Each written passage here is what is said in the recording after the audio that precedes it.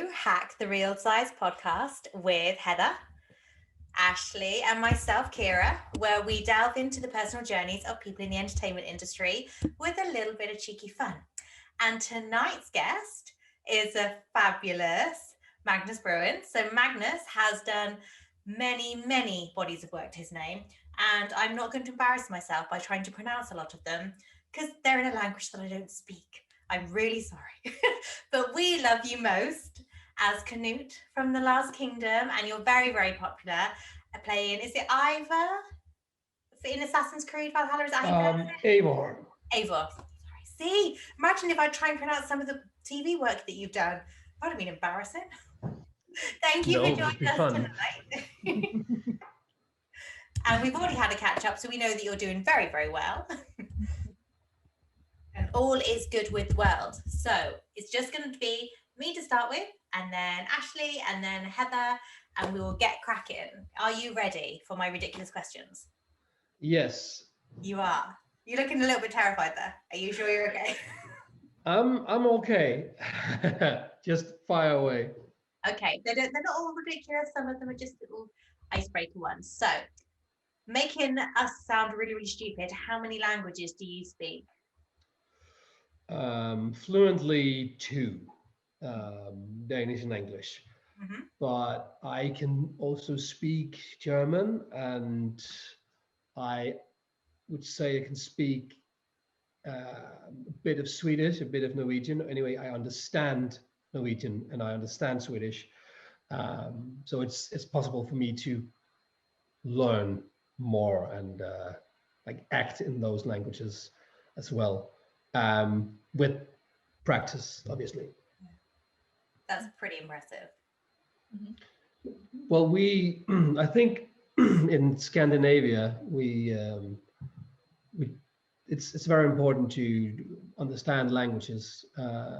It's part of our just education system. To you pick in, I think it's sixth or seventh grade, you pick German or French, for example, and you have English early on as well. And also, for you guys living in the States and in England, that's your mother tongue, and everybody speaks it in the whole world. So it's why the fuck should you learn anything else? It's like, Pretty lazy, what? But for us, it's like, yeah, we have 5.5 million people speaking my language. That's not going to cut it for me if I want to travel. So it's just necessary to It's impressive, expand. though. It's really good. It's very good. I mean, I can speak English. I can count to 10 in Korean, which I'm not going to do. And I can sing a few verses of a song about hating your teacher in Spanish. How weird is that? Well, that's what you need, isn't it? Well, yeah. That's pretty much, I am sorted in whichever country I go to. Yeah. Well, I did learn a very just like small sentences and words in Hungarian when shooting The Last Kingdom in Budapest, but it was down to that because everybody spoke English, and us as Scandinavian, all the Vikings, we would speak in our own language together because Jeppe understands Danish perfectly, and I understand Norwegian, and Tobias understands Danish, and Ola Rapace plays Bloodhair understands Swedish, and he understands Danish and Norwegian. So we would just talk together, and then all the English actors were going, what is happening? Why? Well, that was our little secret, because all the Hungarian just spoke Hungarian, and we were just, what is going on? So you are lost in translations sometimes. So it was nice to get back on that, on everybody being the Scandies, just going, well, we can just talk about the producer now. Should we do that? Oh, yes. That was really nice. Mean, but very cool. What do you think would be the worst buy one, get one free sale of all time? That I don't know. Buy one, get one free. Or the only thing I could think of was a coffin. I thought that would be really awful. Buy one, get one free deal. Yeah, but I'm thinking like even more morbid. So I think I don't want to pull that out. I like where your Um, brain is going. my brain is going for crazy shit. Yes, that's what we like. Yeah, but you wouldn't like this. I don't know. We You've could just been edit watching it. horror movies and just going, oh, you could. Oh, that's weird.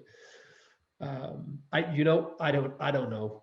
We can pass. It's fine. That's your You one. can pass that one.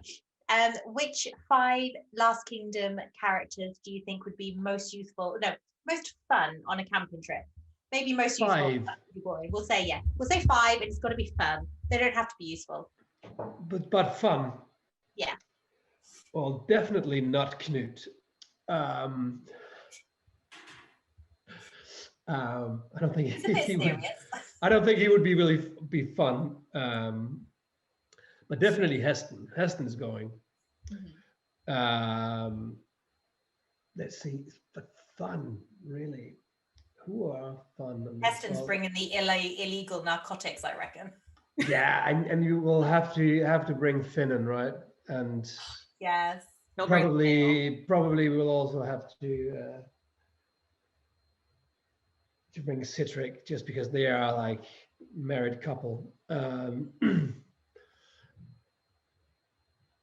Oh, this is well. I wouldn't bring Uhtred because he's just going to be weird. Like just standing there being handsome at some point, talking. Oh no, I'm just standing here. So we have 3 now, and I don't think I want to bring Baby Monk because he's just people are just going to pick on him, and that's not fun, you know. True, it's true. How about women? Women. Yeah, but I'm thinking, but a breeder would not be fun. And Elswitch definitely not. Unless if she goes on a camping trip, she just go, oh fuck this shit, just gonna tie my hair, Yes. just go. Eliza would definitely do that, that's for sure. She is so lovely, and so unlike her character. What? But all the fun, a lot of the fun ladies are just dead, you know. We can bring them back. They can We like can bring them back, Yeah. yeah. But really, do we want them back for a camping trip? That's I was gonna say you could bring Skade back, but she's a bit cray, so I don't know if I trust she's her. not fun, you know. She's fucked up. Yeah, like Yeah. gouging eyes and stuff. Yeah. It would be very interesting. I think Canute just let's- too many bridges. But let's you know what? Let's bring in Hilt. Oh, I'd love a bit of Hild. Love a bit of Hilt. But She'll keep 5, Heston in control. yeah, she definitely will, with a knife. Pulik is a good one. Pulik, Yes. yeah, but you never want to bring a priest. That's just He doesn't it's seem gonna very mess it up. It's gonna be about God and like very fast. Like it's gonna. Oh, but shut up with Christ, you know. You'd be such a Debbie Downer, yeah. Do you bring back any of the guys that are dead, like Ragnar or anything like that? Would you bring- Oh yeah, we had this saying that I remember off screen. We always talked about Ragnar. He made wonderful tiki masala with the chicken tiki masala. Like, oh, we need to go back to Dunholm because Ragnar just makes the best food. Ragnar would be fun, you know. And you know what? Let's bring in Knut. Just Why not? just to have people die. Stir up some drama. Yeah, make this a horror movie. All camping stars is ending up being a horror flick anyway, right? So there's me thinking toasting s'mores over the fire and like playing a guitar, and you're turning this into like a teen horror slasher. Yeah, but somebody had to do it, you know. Oh, It's like fair enough. we can't have all this coziness. We need some dead people. Please can Finnan survive? And we all know that Hild is going to kill us all in the end. Oh yes, You okay. know? Yeah. So there'll be 4 dead people, and Hild wounded, going, oh, fuckers, Her riding blonde off hair the stained sunset, red. just short hair, stained with blood and gore. It's going to be wonderful. What is the weirdest food that you've ever eaten? Weirdest food. I don't think that was so weird, but it's this. Well, whale skin. Mm. It's something called madek. Madek. It's I had it in Greenland. It's like a specialty.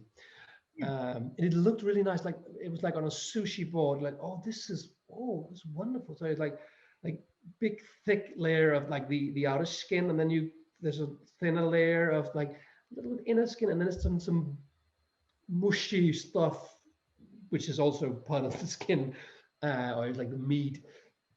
And then they had this spice on it. Like it looked delicious, but it's like you chew it and it just doesn't go away.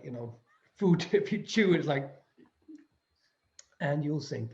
It's still in the, and it's not nice, and the consistency of it is, I need to get it out of my mouth. And I tried to. It was disgusting. But one of my friends like no, it's wonderful. I love it.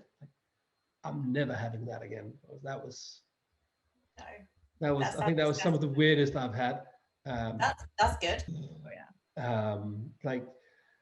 It's, I don't know where to start. I always buy like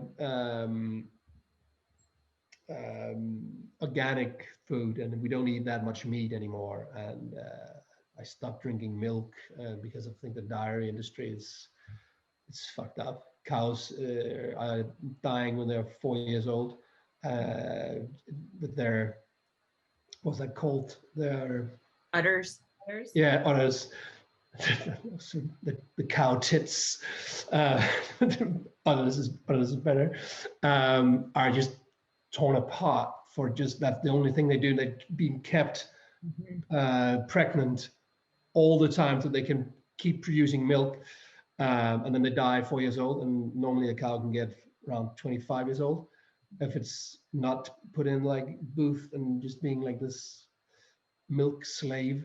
So that made a great impact on me. So the stuff that I've changed, and I do understand people going vegan. I'm not there yet, but I think it's important to think and teach our kids to change their perspective. I know I'm just babbling on here, but I something that made me feel good about the future, I think, was I'm the ambassador for this children's charity, the Children's AIDS Foundation, and we were doing this summer camp at a Copenhagen Zoo, not this year because COVID, but the year before, and we were serving insects that were being deep fried on the spot. And I had this, that was my small booth where all the kids and their parents came to. And I had all these different insects, like big, what is all these insects called? Cockroaches? Grasshopper?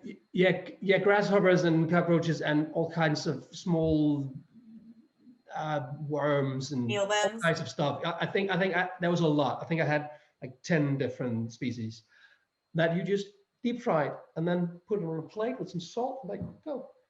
And all the parents like go, oh, can I eat? No, I don't want to. And the kids are like, why is it tastes like chicken or French fries? Like, they didn't have this in their head that this is disgusting. I can't put that into my mouth.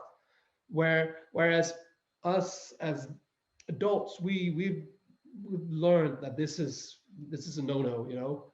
Food comes from like a cow, or meat. This is not the right meat.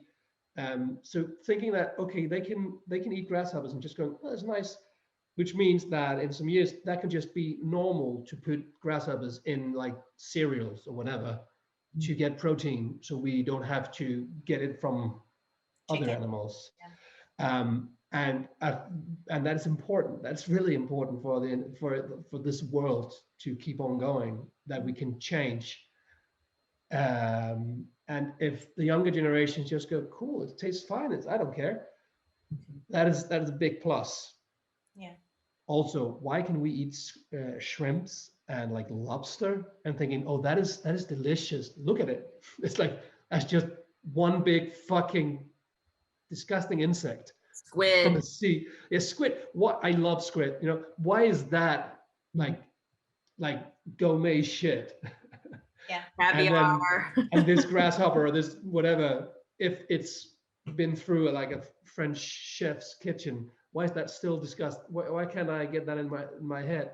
Yeah. It's so the industry needs to change, but obviously there's probably not that much money in grasshoppers, so that's why they keep pushing the other way, you know. So it's always that.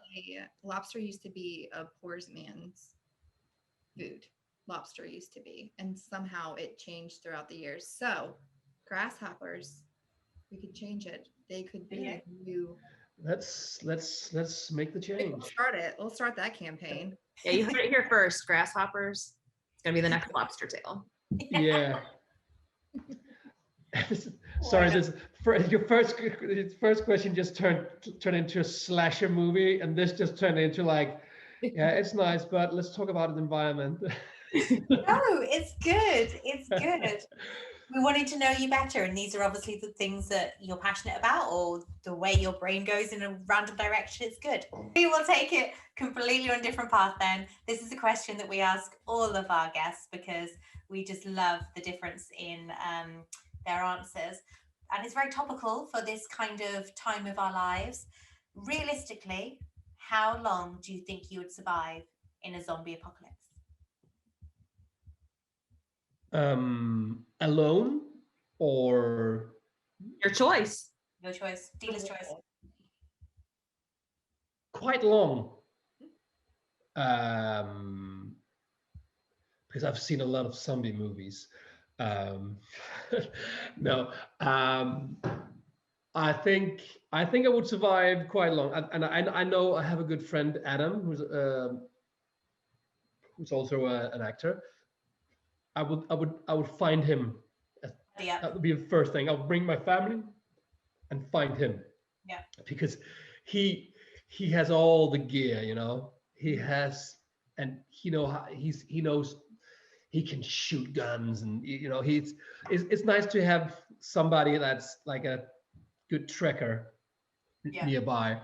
And he's my neighbor, and and I want to then be with him and my family and his family, and I think we could go far.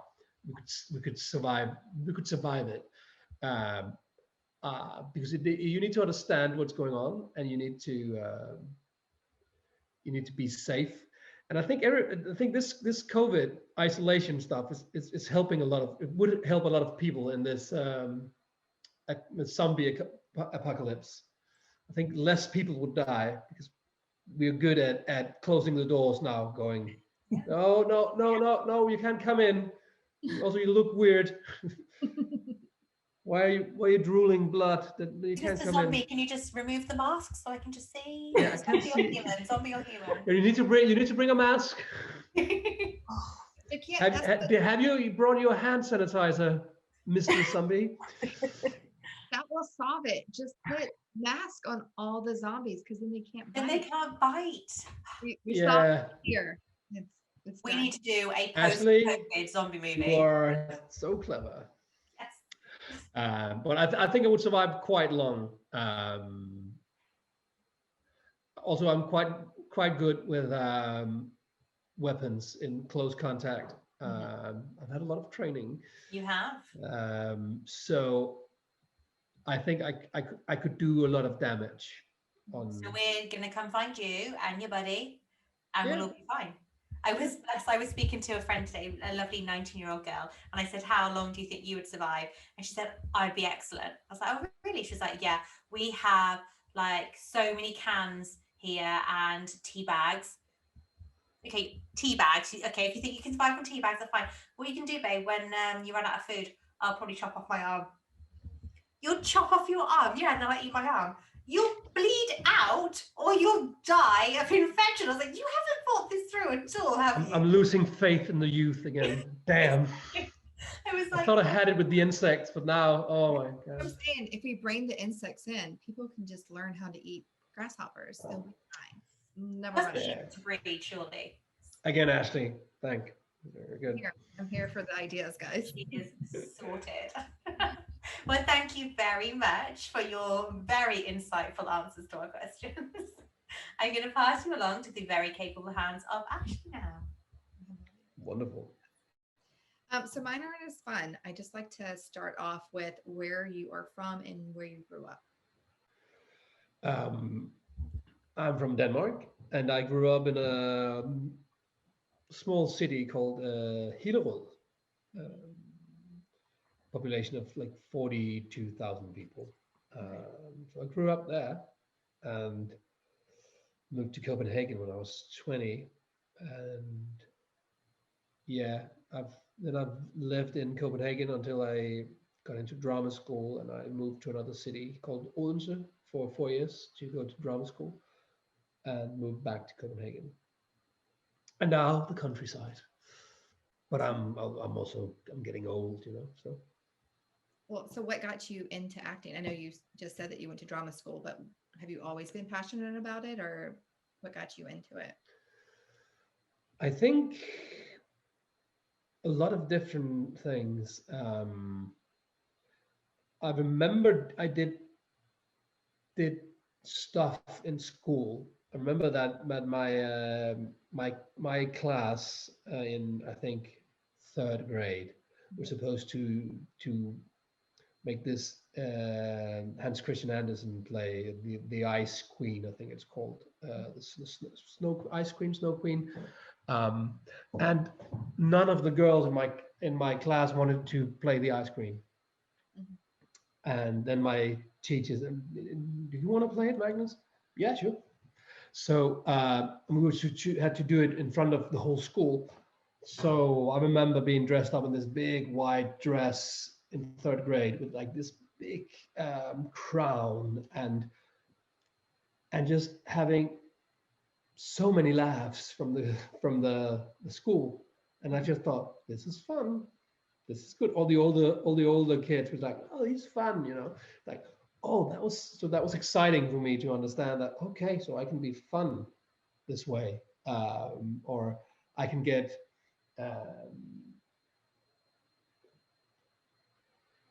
what's that called? It was just nice to have, I think getting attention in a different way than I was used to. So I did something similar again and again and again, and remember playing like it's this female secretary in a small play, also in, I think, 7th grade or something like that. And that was also like, they found it hilarious. I was like, oh, this is really good. So I started dressing up in all kinds of not only female characters, also all kinds of stuff. I just found it funny, and but I didn't know that I was going that way. I thought I was going to be a journalist, because I've always been, I think my way into this business has been through my curiosity. I wanted to know stuff, and I wanted to understand and then tell that story to other people so they could learn about what I've found out. And at some point, my father said, "Hey, there's this audition for this musical called Treasure Island. Like I think you should go there." I was like, "Well, okay." I was a teenager going, "Oh, whatever. Yeah, I can do that." So I went to the audition, and I got a great part in the play, and it was like a big play. We played for many thousand people, and I found out this was in high school. I think I done plays in other in 10th grade and other classes as well, also earlier in high school, but I think this was the first time I were in like this company of other actors, or not professional actors, but people who loves to act, and finding out, oh, this is the missing link. These are people that are the same. They are similar to me. They have the same love and same passion for this. They think this is funny. They like to get a costume on and do this and sing and act, and they're creative, and fun, and and I'd always been that boy in my class who liked to do that, but the only one, sort of, like, oh, cool, he's the fun guy, or whatever. And now I was together with all these other young people and adults that just had this passion, this hobby passion for theater, and that made me think, oh, this is something special. And then I remember one of my fellow independent actors, or whatever you should call them, said, "So are you're trying to get into drama school this year, right?" I was like, no, I don't think, maybe. And then I thought, oh, well, maybe I should, and then I applied, and I didn't get in, but there's like three stages to get into. There's 3 schools in Denmark, and there's 3 stages on each, and I just passed all of them and got to the second stage, and I almost didn't prepare, and I just thought, man, I'm the greatest talent in the world. If I was 19 or something like that, I was just thinking, oh man, I'm so good. So I didn't prepare much for the second stage, where there's thousands of young girls and boys who didn't got any talent, or didn't make a good audition. They've been like sorted out. So now it's like there's 80 people left now, and they're all pretty good, and I didn't prepare, so I just hit the wall on all 3 schools, just like. And I think that was really important for me, to not get in on my first try, because I would probably have been a terrible person then, just going, I'm wonderful, I'm talented, so I had to go through a lot of other different. My path was long, and I had to learn a lot about myself before getting into drama school. And I think that was important for me. That journey was important for me to land as a person before I started drama school. Some of the people in my class, they were landing while in drama school. They were like 20. I think we had 2. There was 20 when they started in my class, and they had a lot of other issues to work with. Where I was in a different place. So I had obviously had my issues to work with, but I could just see, oh, that is what I struggled with a couple of years back, and I'm happy I'm not struggling with that right now. Then I'm struggling with this shit, but we're all different. But for me, that was really important to not take the shortcut, I think. Yeah. So and then I got into drama school, and now I'm here. Well, what was your process like after school?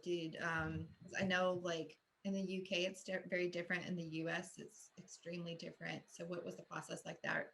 from graduating drama school and then getting into the business? What were your steps? Well, I was sort of in the business already because during my years where I applied to drama school, I started working, and I got into like a private drama school, um, and I got a part in a television series in Denmark, and I worked on a lot of underground plays, and so I was getting into being some sort of actor, you know, while waiting tables in the evening, or so. But I was actually starting having not like a lot, but I did have quite a few professional jobs before getting into school, which also made it easier for me while being in drama school to keep on working because I'd made a lot of connections. So I when I was done, I was already sort of working, and then I got to be a part of an ensemble theater right from getting out of school. So I had a year there. We were only three actors. So we had to do 3 shows in 8 months, which was really, really nice to get out and just playing the lead in 3 shows, because we were all the lead in all of the shows, you know. So instead of coming out and getting a small part in the theater where I'm the man with the spear, you know, or whatever, it's like, which is nice to get a job, you know. So I just got out and just had to really take responsibility real fast, which was also really good for me to just try out all that I've learned during school, and that gave me a lot of confidence. Did you get an agent right out of school since you had already had the jobs and things? Or? No, but in Denmark it's not the same as in England and the States. You don't need an agent to live and work as an actor. If you want to go abroad, you want to go internationally, you need an agent. But if you just working in Denmark, there's many actors here not having agents, and you don't need it because the casting directors just call you directly. They're gonna watch your show and they're gonna call you, or they will see you in a movie, or you know, it's different. But we obviously have agents, but I don't have a Danish agent. I have a British agent now, because I can. The directors will call me here in Denmark, or the casting director, because we are not that many. You know, we don't have like thousands and thousands of actors here because we are a smaller country. So it's easier for them to know us all. You know, which is quite nice. I think we should be moving to Denmark then. I think Yeah, Go look at that. Denmark is a nice country. Definitely. And we'll just be smiling and nodding the whole time because we don't understand the language. Yeah. You'll fit right in. But then at some point, yeah. So it was just. I think it just came. I've been fortunate. To just been able to work almost constantly since I got out of school. I've had like a month off here, but I've been sort of just working, which is really nice. I feel very fortunate and privileged to have been able to do that. Yeah. Being from Denmark, how was getting a UK agent? What was that process? Well, I actually got my agent while I was shooting season 3 of The Last Kingdom. Okay. I got the audition for The Last Kingdom through some contacts I had in Germany. So they pitched me, and then I got the audition, and then I made a self-tape, and then they invited me to London, and then I got the part, which was wonderful. And then while shooting it, I had a chat with one of the producers, Chrissy, about agents, and I was interested in getting an agent in England, Mhm. and she just said, "Well, I know a few, and here's a list." So I was really lucky here, I think, and I was kind of hesitant, going, "Okay, so how would you how should I?" And she just looked at me, and we were sitting during like this during the battle we were filming, just there's a lot of waiting. She just looked at me, like, "Do you want me to do it, Magnus?" "Oh, well, yeah, if that, I will have my associate do, and then Nice. they will find out the who's available, who's interested, and then I think a couple of days passed, and then I had uh, some meetings with agents in London. Mhm. So I met up with three or four and ended up following my gut. Mhm. So that was quite easy. Uh, but it's not easy to get an agent, and it's definitely not easy to get a good one. Mhm. So I'm so happy that my agent is called Vic Vic Murray, and she is so cool. Which I remember our first chat. First chat was she was on maternity leave, so I was talking to her associate, and my first chat with her on the phone. I was in London, and I was having meetings with other agents at that point, and also doing ADR for the show. Um, and I had a phone call with her, and the first 5 minutes of that phone call, we only talked about our kids. Mhm. And then she said, "Well, we should. Oh yeah, we should talk about you know."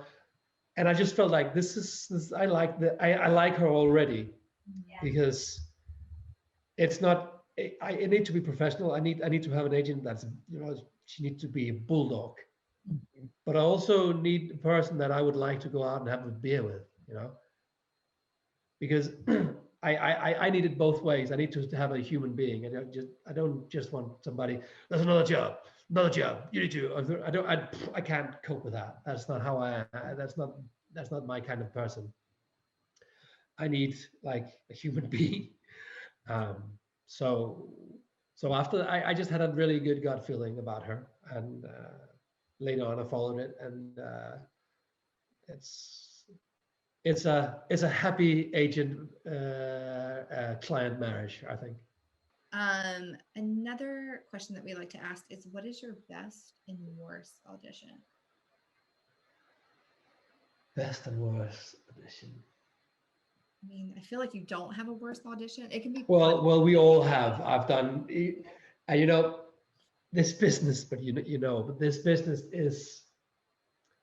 is fucking tough. It's there's so much rejection all the time. You put out, right now, but during this pandemic, it's everything is self-tape. Mhm. Um, but you put out so many tapes, and a lot of them you don't even hear back from. You don't even hear if you're bought or sold. As you don't get anything.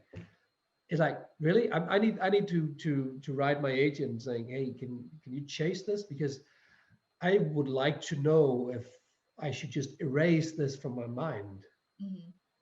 because we're trying to plan something in the family, and if this is going to happen, this is not possible. And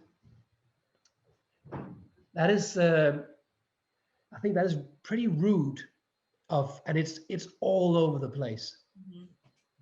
because you get, you always get short notice on auditions. It's like, can you tape these 6 scenes for tomorrow Mhm. in this Russian accent? What? How many scenes? What? Tomorrow? What the? It's like it's ridiculous that, and they want the best. And if they see you going or standing with a paper, it's like, that doesn't work. But it's I think it's pretty tough. Um, One thing that I will say is that you can always get if you need to do can you do the scene for Thursday? You can always get them for Friday. It's almost never a problem to say, hey, it's not possible. Can I get you? Can it be the day after or 2 days after?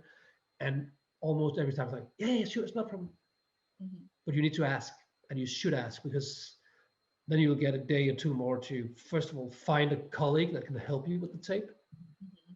because you don't. I don't want to. I don't. I don't want to do it with my wife. Mhm. I want to do it with a professional actor. Mhm. So also, who's taking care of the kids when I'm doing the tape? You know, and like if she has to work, I have the kids. You know, we can't both. You know, but also it's you want to make a good tape, so you need to find somebody who has the time and that can help you, that can say lines Mhm. in So a important, isn't it, to vibe off your screen part? I mean, we've all done Zoom self-tapes with each other and reading lines, and I was sorry, I'll just shove the kids in front of the TV for half an hour so I can come and read lines with you and stuff. But it makes such a difference having somebody who knows the industry. it's just it makes it feel safe, and also you have somebody to play ball with, instead of just yeah, I can actually react to it instead of just going, oh, I have to make it all up myself, even though you're saying the lines, because it's just deadpan. um And it's a vulnerable process, so you want somebody who understands that, not somebody who's gonna not like think about. Also, and you're also trying out a new accent that you looked at, you Google how are they speaking in Bulgaria. I just need to get a couple of the words right, then I can model it. But you're preparing a lot, you're learning a lot. For me, I'm also learning. I'm fluent in English, but it's easier for me to learn a Danish tape than it is to learn an English tape. I have to work differently, to get it in there, to be able to improvise with it. So it's a lot of work you put in to this, and then they have the nerve to not even saying it went to somebody else. That they don't even have to just send an email up to my agent. I'm not telling them to send something directly to me, but that she has to chase to get a no. That you're just starting to expect that if you don't hear anything, it's not going to happen. I think that's a problem in the business, that they feel that they can just do that. Um, it's like when you get to go to a job interview, sit in front of somebody and talk to them about what, and then I'm just you not. have to call them afterwards. Are you still Mhm. talking about this? Or no. Lizzie, she started last week. Yeah. Like, thanks for not telling me, because I've not been going to other places because I was it's just bloody rude. That is not my that was not the answer to your question. But I think my best audition, I have two, and that was for my best live audition was in London, both in London actually, for The Last Kingdom, Mhm. and also for Assassin's Creed. Mhm. Just audition that just went like they were supposed to. Like they're just great, just that where everything just felt natural and free, and people, when you are talking to somebody or working with somebody, and you can just feel they think what you're doing is cool, Mhm. you become even more relaxed in it, and you become even cooler, Mhm. and that was just experiences like that, going, this we are having fun together in this. And that was for both of them, was we just really just, when you come out going, if I don't get this job, this was a really good experience anyway, you know. So I think that has been my two best editions. My worst, I remember when I was younger, just doing auditions for weird stuff in Denmark. There's getting called in for stuff where So this pillow is your child here, and you're holding. She's crying, and then then the bus is coming right out behind it. It spills water on you, and then something drops from the, and you're like, but I have a pillow, and I'm gonna do all this without any. It's like, what? Auditions like that is just fucked up. Where you come in and they're not prepared. Also, coming into auditions where you've prepared 3 scenes that the one who's having the audition with you, she sent them to me. I remember, not like an associate, but this was the casting director I was in contact with in Denmark. She sent me these 3 scenes she wanted me to work on, and I come to the audition. I do the first scene, and then, oh, wonderful, cool. I'm doing a couple of times. Cool. That's all for today. And like, what about the 2 other scenes? There's more scenes. Like the 2 other scenes that you sent me 2 days ago, and then we talked about it on mail, and then you said, yeah, and you don't even know that I'm. It's like, oh man, you're not good at your job. And then you just know, okay, I'm gonna do 2 more scenes here, and she don't have the time for it, and it's stuff like that, where the people you are auditioning with are underprepared, or where they want you to do stuff like, so how's your can you take your shirt off? And so we just want to, like, yeah, why? We just want to. It's like, you need to ask this, not here. We need to. It's not that I have a problem being naked or whatever. It's just like, you need to get your shit straight, and especially for you ladies, don't do anything that you're not comfortable with, man, because there's a lot of fuckers out there, or people who just don't care. I don't have a sense of what's going on. It's like, yeah, so the director wants this, so can you just do, like, no, have respect, man. Just I think that's the if all the worst things is just casting directors or directors not having, like, respect for what we as actors are doing. That is, or just they don't understand what it is. Like, I'm not just some I'm not your slave. I'm not here to please you. I'm here. This is my job, and I am offering something. You are offering something. I'm also saying yes to you. You are auditioning for me, Mr. Director. I saw your script and I'm interested, but we need to get this straight. If I'm going to work together with you, not for you, together with you. So it's something I think. What has been helping me is also just going into audition knowing I know my shit. I'm prepared. I know that if I know what I'm doing is good. It might not be perfect, but it's good. It's solid. And if I'm not getting the part, it's because they were looking for something else. It's not because I'm shitty at what I'm doing. It's not because I'm a bad actor. It's about looks. It's about what the director wanted. It's about it's so just come in there and audition for the part, and then do your best, and then leave, and then forget about it. Because I remember being younger, I always thought, oh, that was a good audition. The director, he cried, man. Fuck, I'm good, man. I really hit it, and then I didn't get the part. Like, what the? Yeah, because something, a producer with money, or somebody else made him cry. Maybe it's just put it there, leave it. Because I remember just going, oh yeah, so we're shooting in Colombia. When I get the part, not if, but when I get the part, because I was really good. We're shooting in Colombia, so I have to do 3 weeks in Colombia, and then we're flying to, and I'm gonna, and the money I can, don't stop, break, full stop, you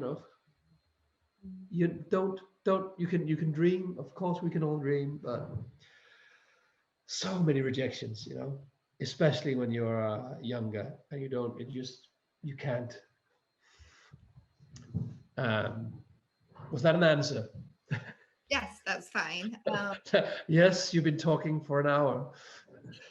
So that's the end of my questions. I'm going to move you to the last section of questions with her. And this is an extremely important question that I think a lot of our listeners probably want to know the answer to. What the hell is a CNUT? A CNUT? Is that an anagram? I think it must be. Because I know I've been playing this cunt in this show, but I'm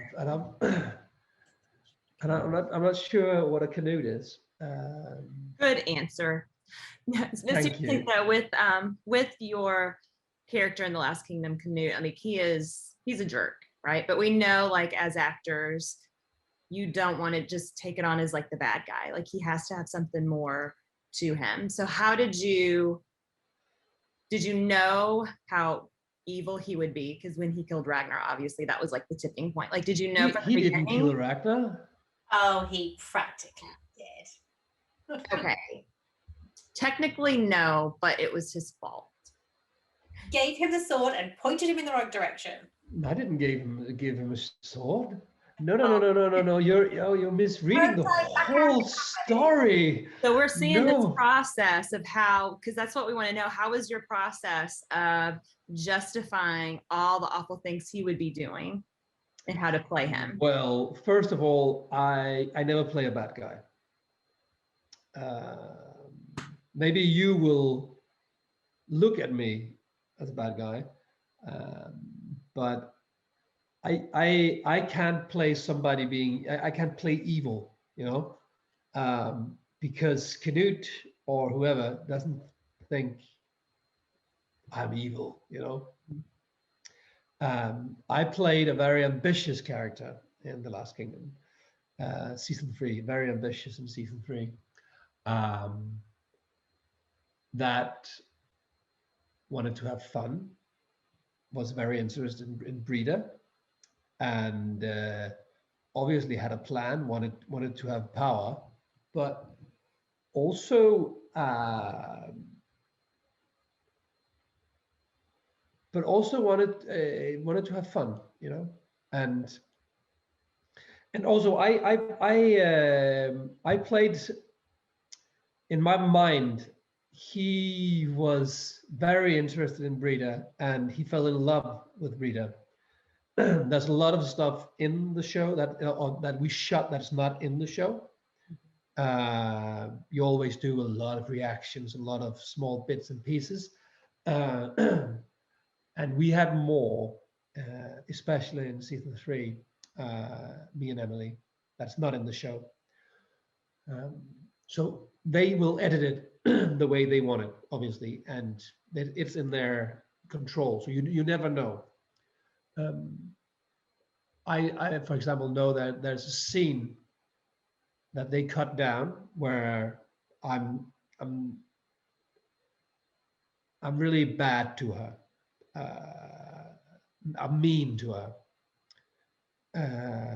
Just after Ragnar died, and she's there's like this showdown outside the tent with blood hair, and I come in and I stop it, but I'm going with blood hair on. Maybe there is maybe you did do it. I don't know, and there's longer in that, and I hold her face, and that's later on, and when we shot the rest of that season, that was like a key point for Emily to play. Like, after that changed something in her towards CNUT, but that is not in the show. So they took that scene out, but she played the whole rest of that season like that scene was in. But you will not see that as the audience, which means that she changed her perception of CNUT um, because of nothing. You know what I mean? Which which makes Knut even worse, because then she really doesn't like him or whatever. It's really this and this is because of something. And I think I was sad that they didn't tell us that, we're not going to take that out, because then we could have played something differently, you know. Because obviously he wanted the army. And Ragnar was in the way. He liked him, but he was in the way. He didn't like him that much. And also to Knut's what do you call it? Defense.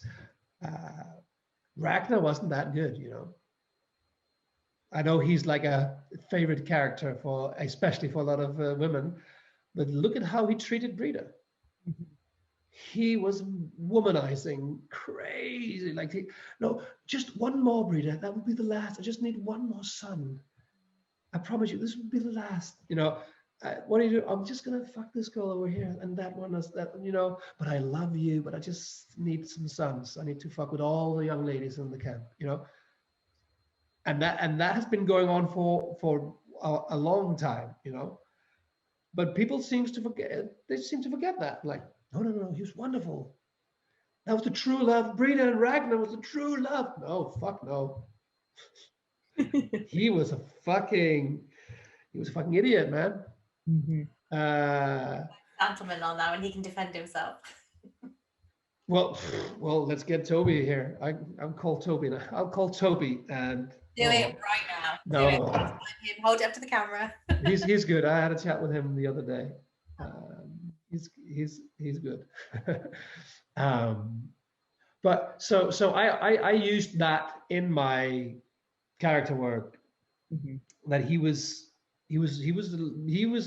interested in a lot of girls, and I some of my first lines, I'm talking about how he's treating Brita. The first scene I'm in, I'm talking about how he's treating her and teasing her with it. But you don't do that if you're not interested in the girl, you know. So I think in my defense, I was doing, not mine, Knut's defense. I was doing a lot of stuff, finding my way into more power, but also getting into closer to her. I have a question though. Yeah. From watching the show as a person, I wondered though if he liked Brita or wanted to be with Brita because she had followers. Because with Ragnar, her people would follow her, and then your army would get bigger. So I wondered if it was the loyalty that people had to Brita, or if you really did like her. It's a good question. I played it in my mind both ways. Okay. I wanted the people, definitely. I wanted but I wanted to lead with her. You also see that in season 4. I want to sit on the throne with her. Okay. That is the legacy. That is us and our kids. You know, that is what I want. It's not me, and then you can get. You know, it's about being there together with her.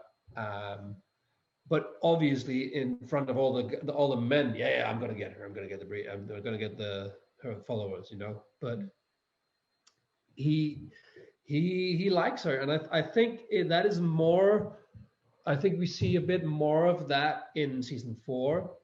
It's still it's fast and but and Knut knows that he likes her more than she likes him, but they are together, and that is enough because she is good with the kids. He's good with his sons, and she likes them, and they like her, and hoping that she will grow more into this relationship and the love later on, because he's trying to serve her the throne, her to be Queen of England or Daneland or whatever. So I think I would say he's trying his best, and I know he's he's a hated character, but I can't play that. I can't play all that. I can play hate, but I can't play evil. So I'm the good thing is that there's a lot of strong feelings about Canute. So either way, we did something right, and I always like to challenge people going, oh, you killed her. Yeah, did I really? Because did you see, and talk about Ragnar. Let's talk about Ragnar. I like to go that way with it, because people tend to not see that. No, he was wonderful. Was he really?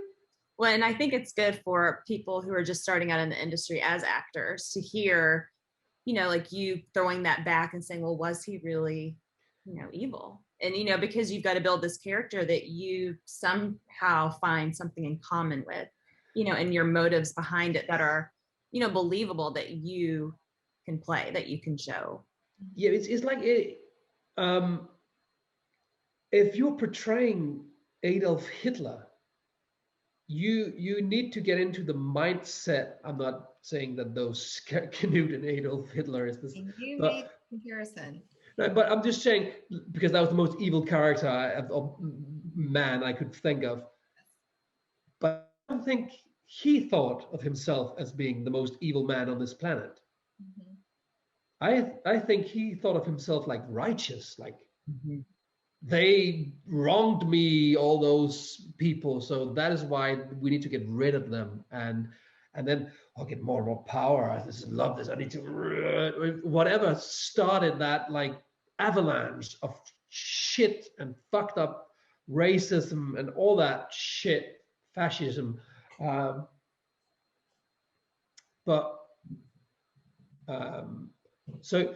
you need to get into that mindset to portray that sort of evil,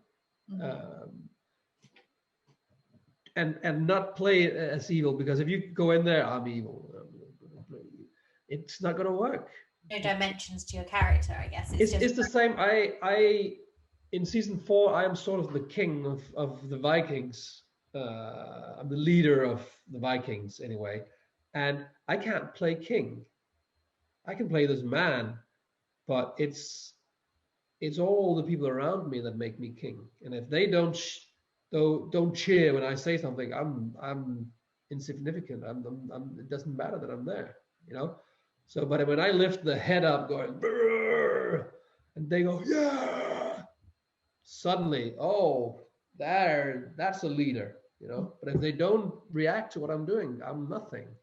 So. I have to fill them with energy to get that energy back, but I need them to be the leader. So it's I think it's all about it's the whole. It's like a show like that. It's everybody's really important.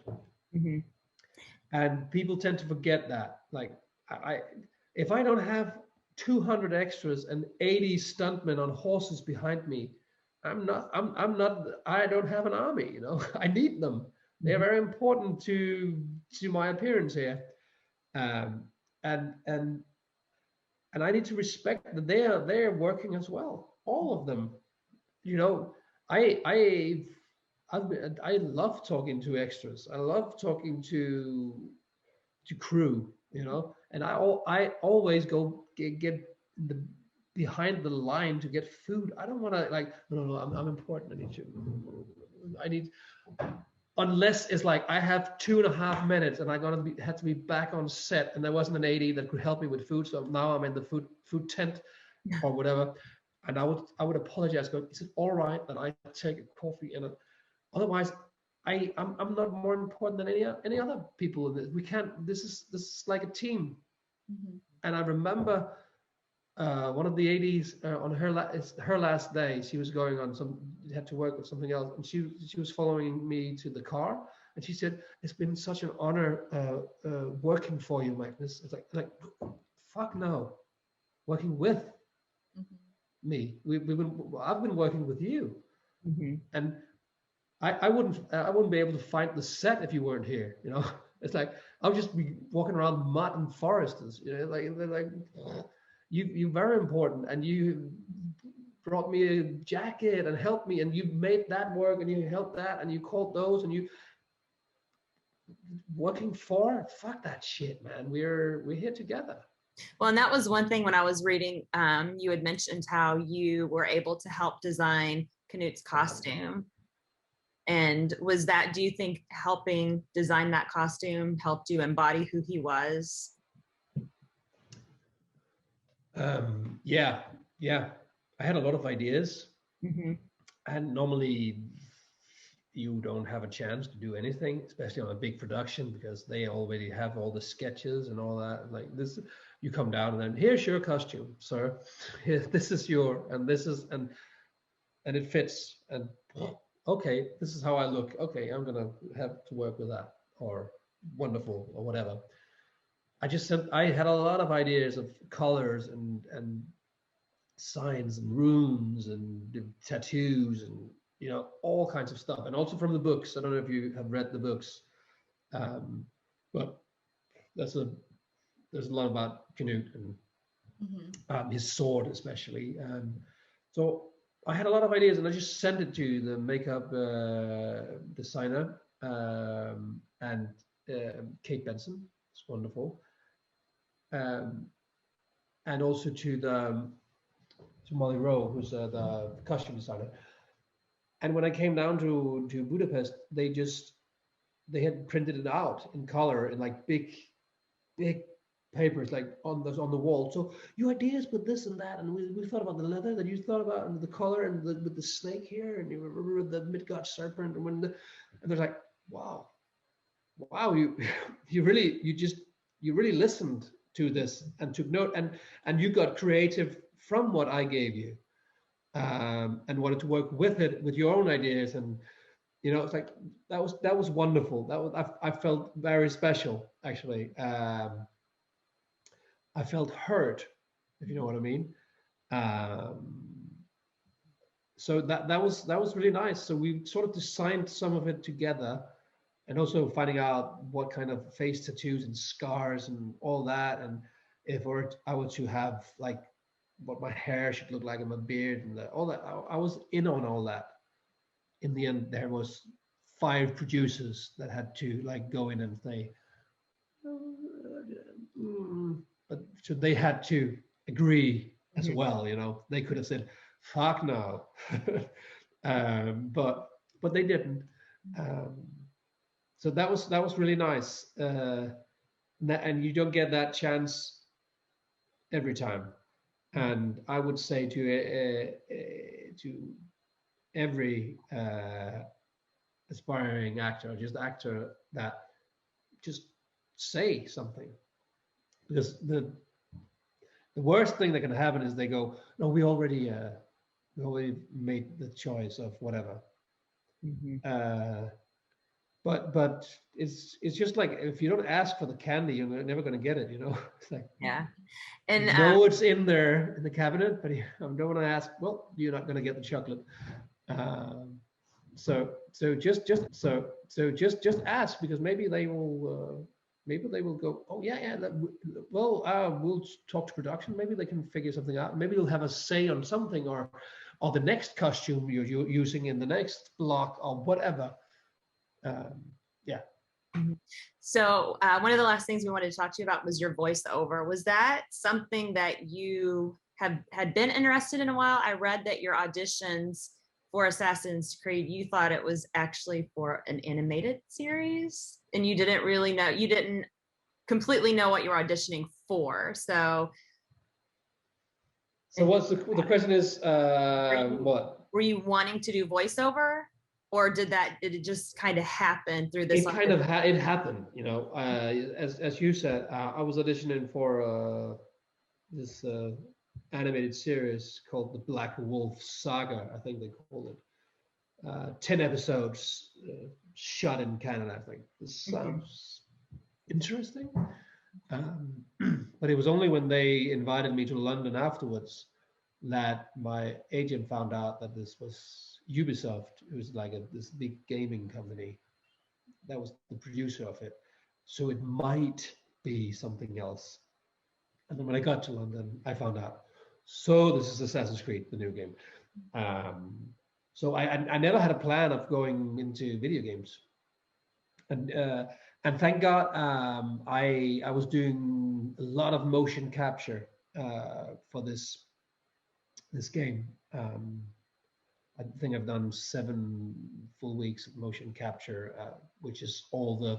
It's just like filming. Like the thing is like filming like the Avengers Marvel movies. A lot of that is motion capture. You know, the Hulk is all motion capture. You know, doing a lot of that was really interesting and much more fun than doing the voiceovers, because that is me in a phone, like in a black booth, just saying lines, reading lines and saying them out loud and talking together with a director who's not in the room, you know. Whereas the motion capture is human beings in tight black suits, but you're acting, and I'm really glad that I had that experience as well as all the voiceovers, because otherwise I think it would have been tiring for me as first move into that business, not being able to be the character first, and then after knowing that, doing the voiceovers. It's much more fun to play CNUT than it would be to just voice him, you know. It's so, but it would be fun to voice him now, knowing, you know. But I had to. I'm like a touchy. I need to feel the movements. That helps me understand. I need to do stuff with my body. Then my body remembers all kinds of stuff better than my mind, I think. Yeah, I was going to ask, how was the prep work for the video game similar to or different from your typical prep work for film? Actually, the almost exactly the same. I really tried to be as natural as possible to create a human being. But if the character had been like an alien or something crazy, I'd have to do something else. I also play, and I play 3 different characters in the game, and one of them is something else, I would say, and that took something different from me. I'm not going to spoil too much. Probably you can find it on the internet easily, but I promise not to spoil anything for anybody. But so there's some character you will have to prepare differently for and find something far away from yourself.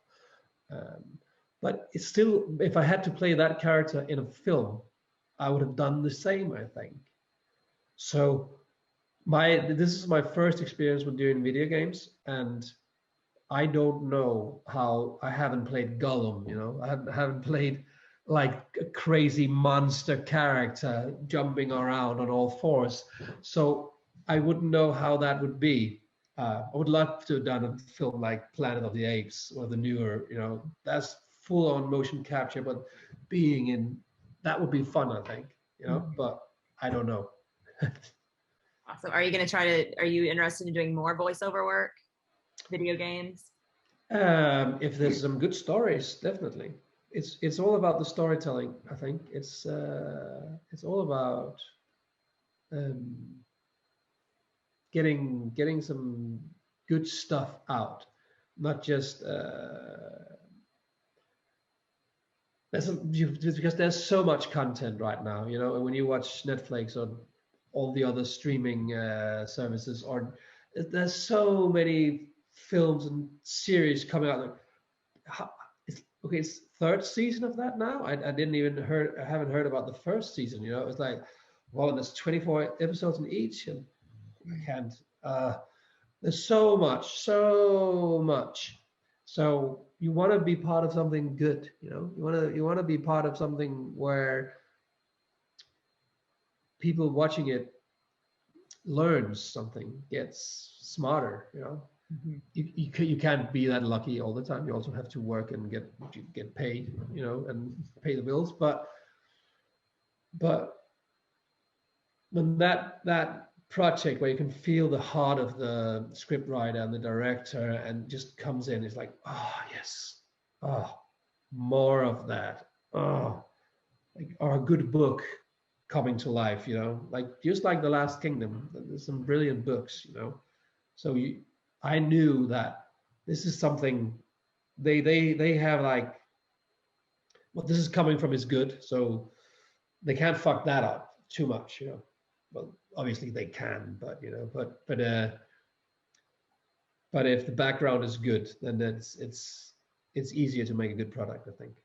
Love it. Well, do you have 3 words that describes your career path up to this point? They can be independent words or they can go together.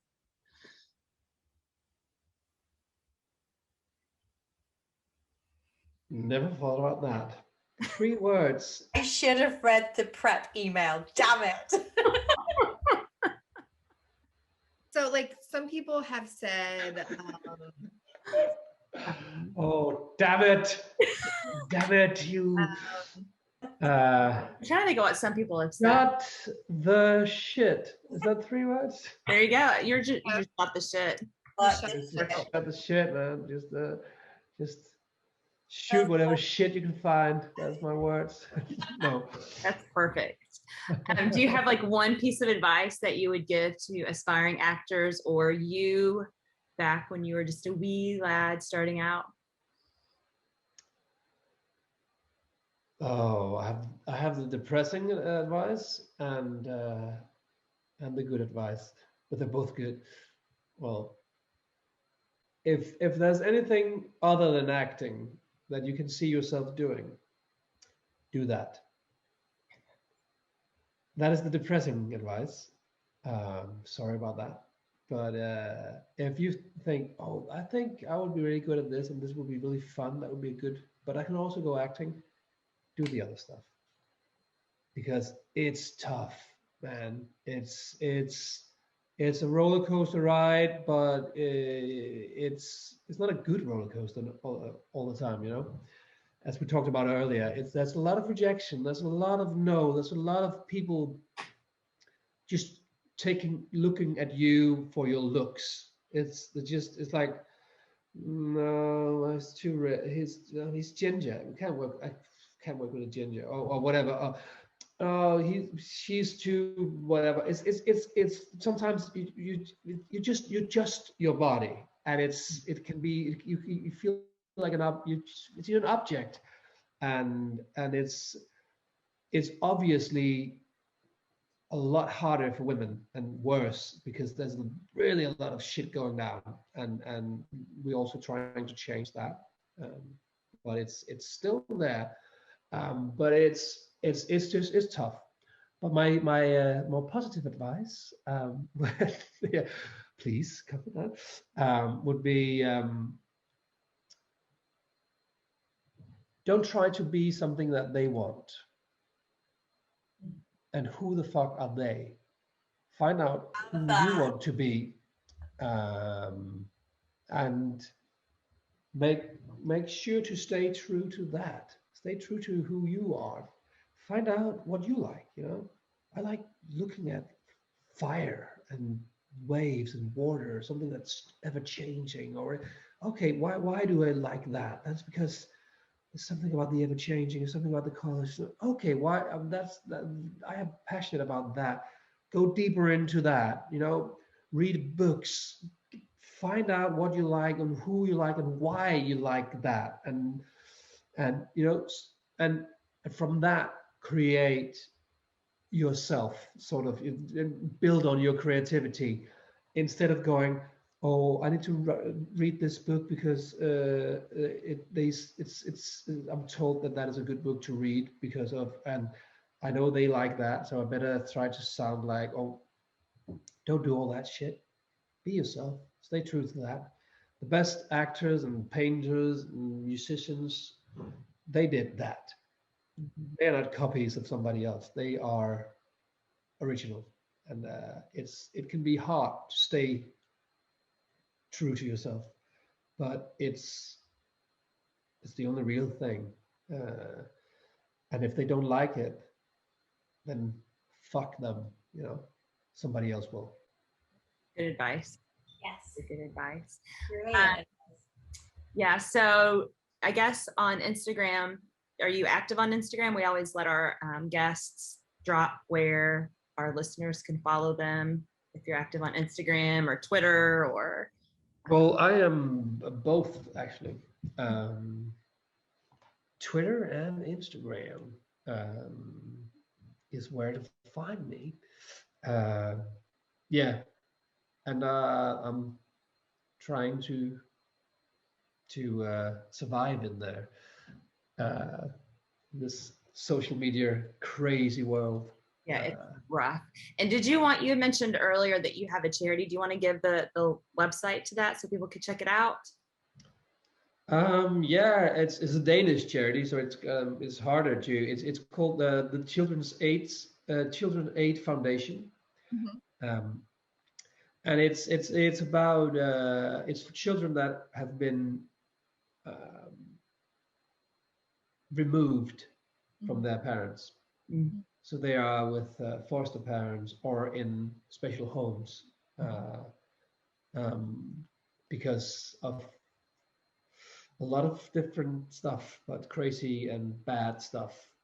It has to be bad if you are being removed by the state from your family. So it's they've been through some rough shit, and we are as ambassadors just trying to cheer them up and do good stuff for them and take them on trips and giving them presents for Christmas and doing all kinds of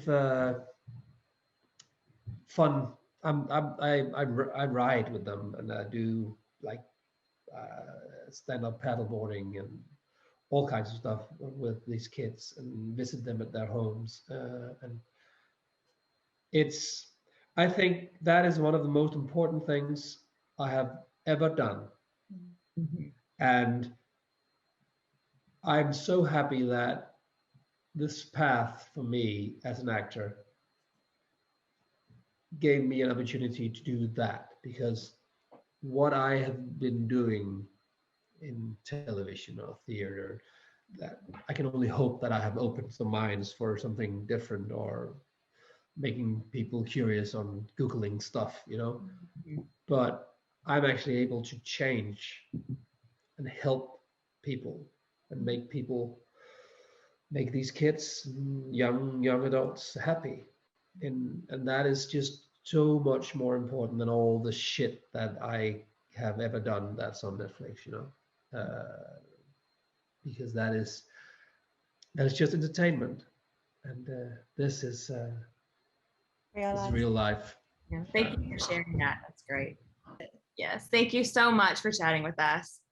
Well, thank you for having me, and enjoy yourselves and stay safe, and yes, take care of yourself. Thank you. See ya.